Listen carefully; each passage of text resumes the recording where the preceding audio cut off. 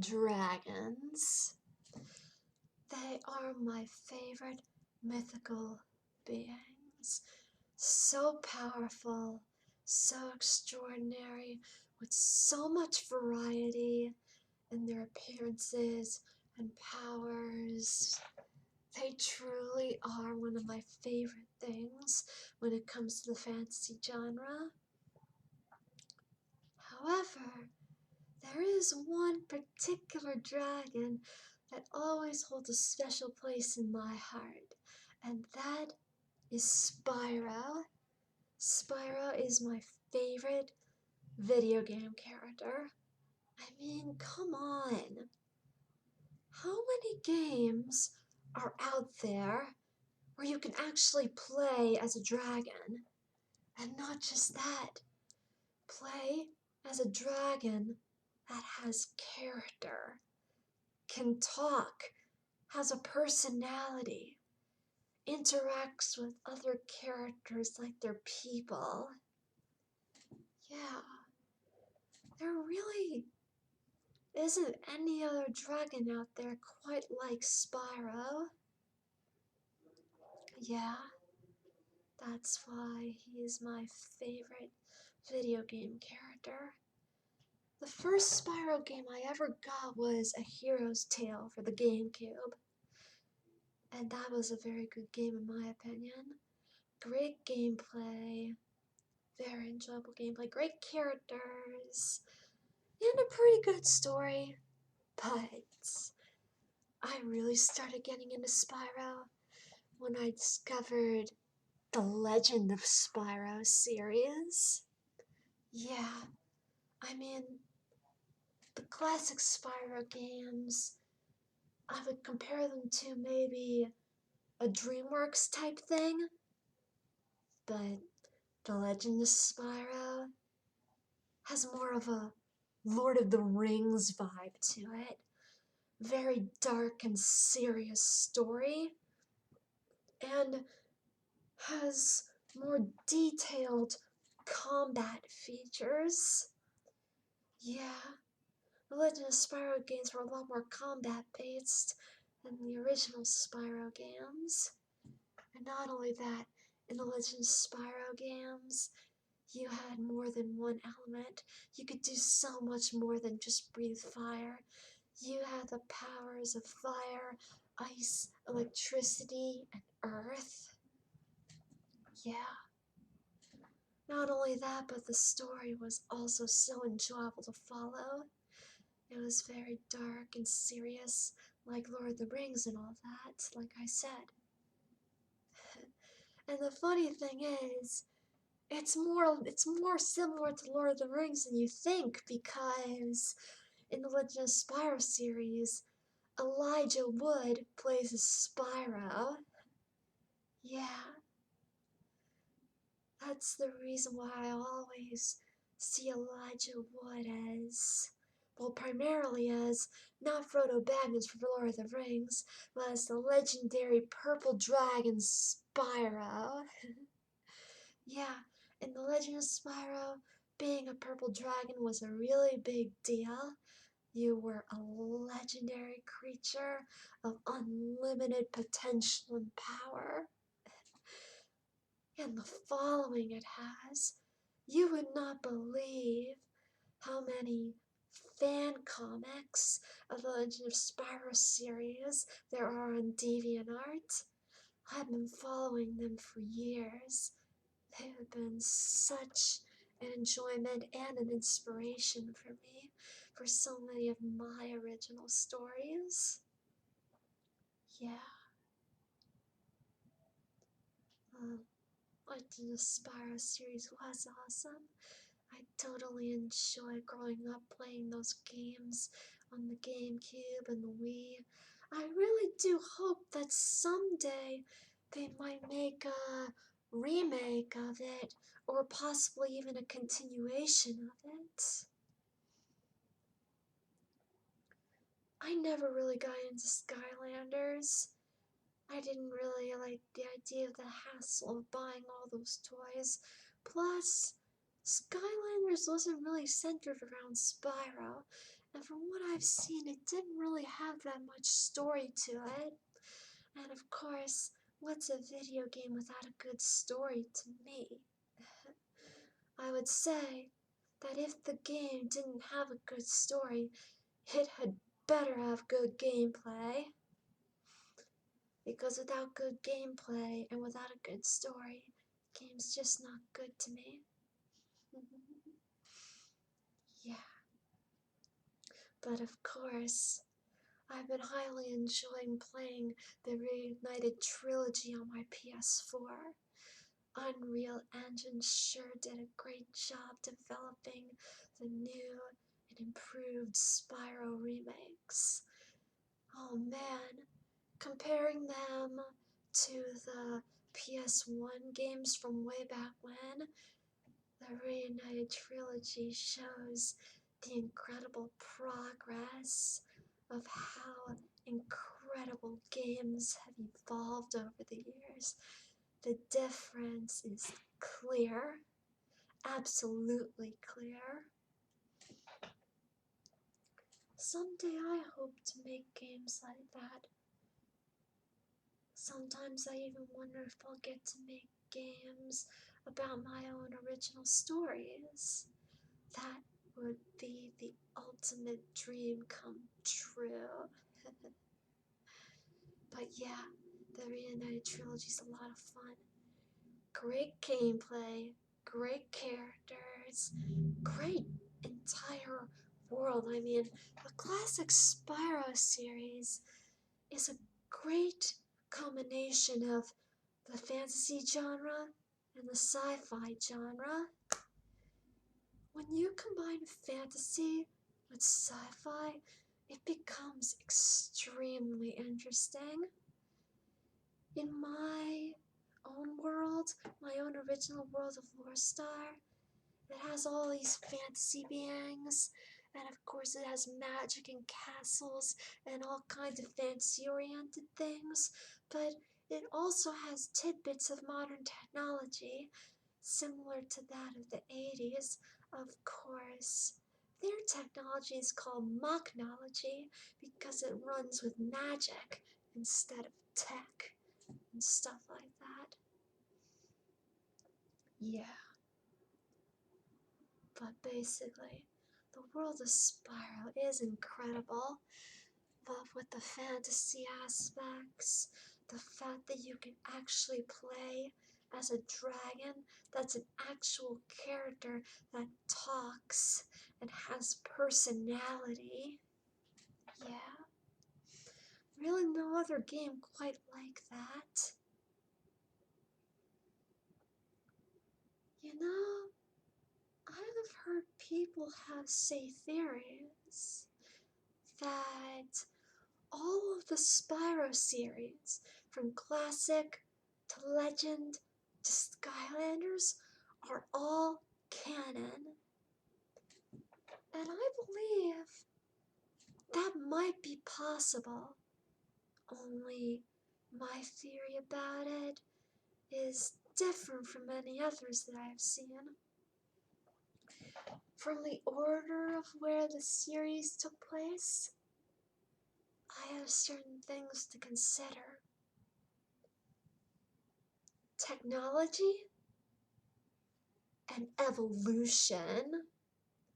Of course, a rebirth theory is along with it, but also the rise of technology and evolution play a big role in my theory. It starts out like this. The Legend of Spyro series, which is so Lord of the Rings, so much like Lord of the Rings in my eyes. That world of the Legend of Spyro had no technology whatsoever.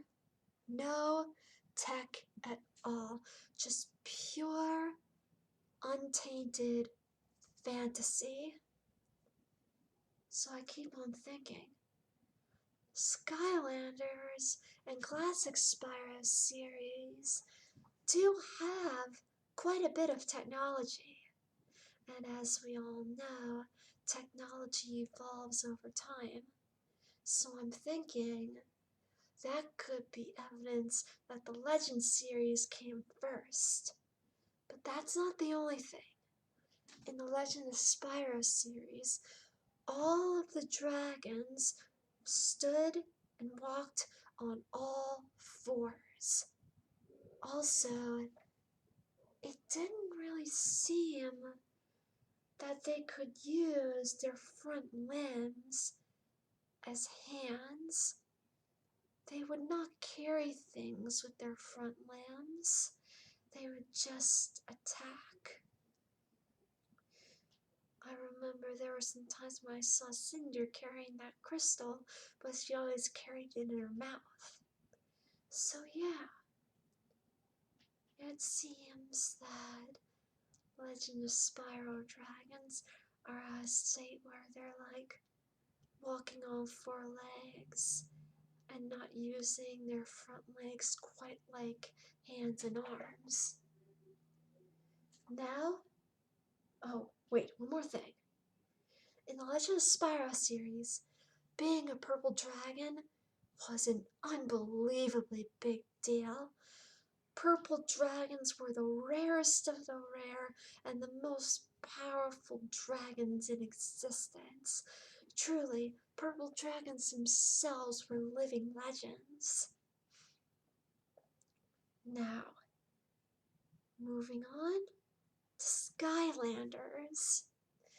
In Skylanders, there is quite a bit of technology, but it still seems to have more of a fantasy vibe to it, from the way everything seems to be designed and whatnot. But there's another thing. The dragons in Skylanders, well, this is more apparent when you look at the Skylanders TV series on Netflix, but the Skylanders dragons, including Spyro, have a tendency to use their front limbs a lot like arms and hands like humans. So even though they walk around on all fours most of the time, they can stand on two legs and often use their front limbs like arms. They pick stuff up with their front paws and stuff like that. Now, could it be that with time, the Legend of Spyro series dragons started to evolve? They started to have their front limbs become more like arms so they could pick stuff up more effectively.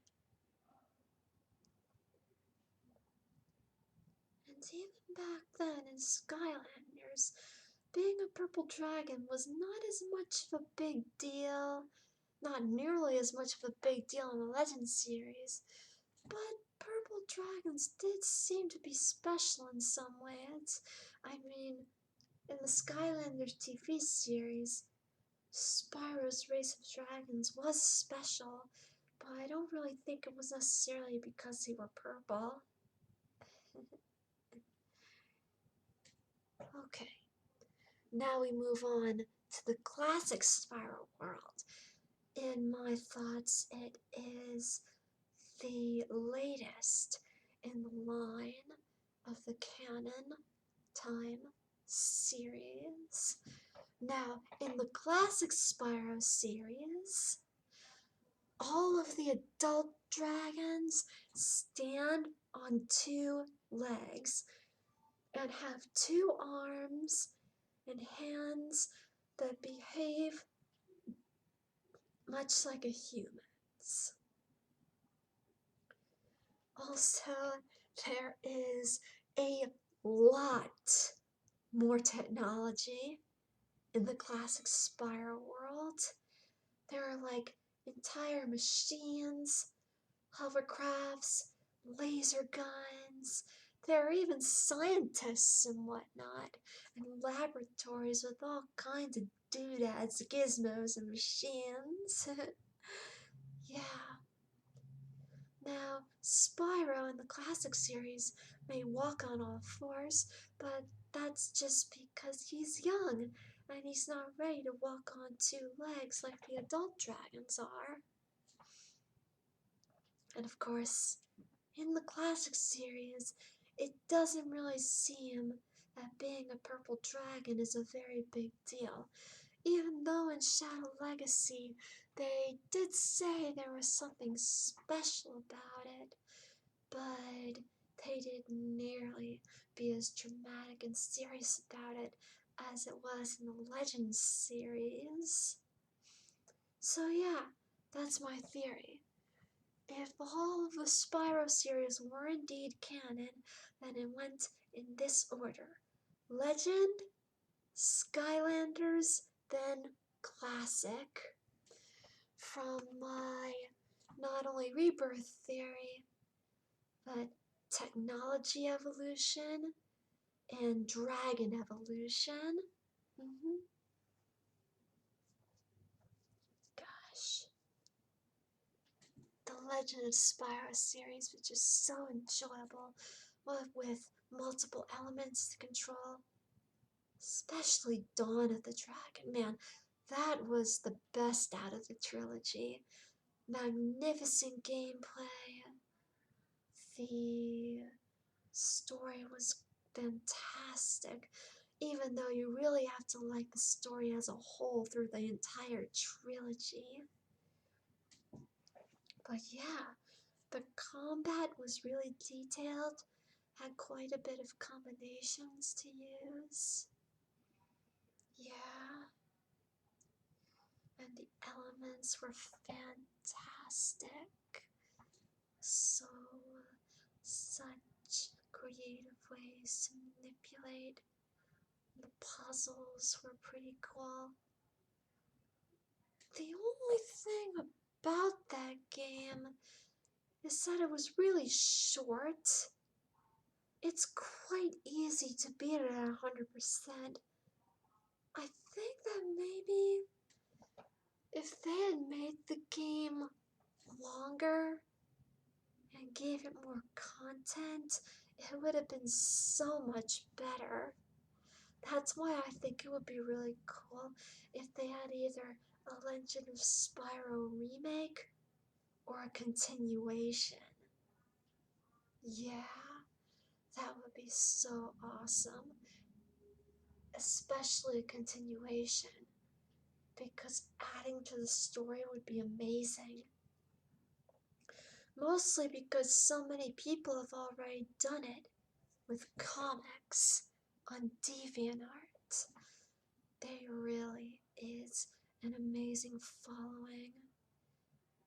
People have made so many fan characters, have created so much lore, and comics that are so huge they sometimes have their own wiki websites. Yeah. Yeah.